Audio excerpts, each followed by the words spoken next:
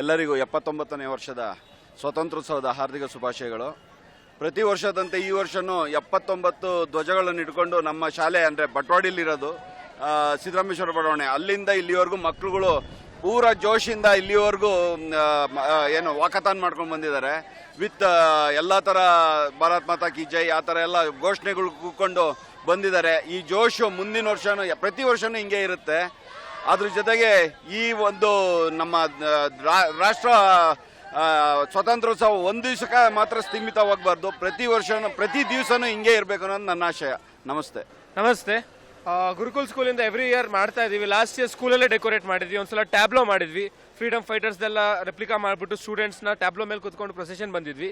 ಈ ಸಲ we did a walkathon and as sir told every year ಅಥವಾ every day ನಮ್ದು ನ್ಯಾಷನಾಲಿಟಿನ ಸೆಲೆಬ್ರೇಟ್ ಮಾಡಬೇಕು. ನಮ್ಮ ಕಲ್ಚರ್ ಆಗಿರಿ, ನಮ್ಮ ನ್ಯಾಷನಾಲಿಟಿನ ನಾವು ಯಾವಾಗಲೂ ಸೆಲೆಬ್ರೇಟ್ ಮಾಡ್ಕೊಂಡೇ ಬರಬೇಕು. And we should be proud to be Indians. We should proud to be celebrating Independence Day like every day. Every day is Independence Day for us and happy Independence Day for every one and ನಮಸ್ತೆ.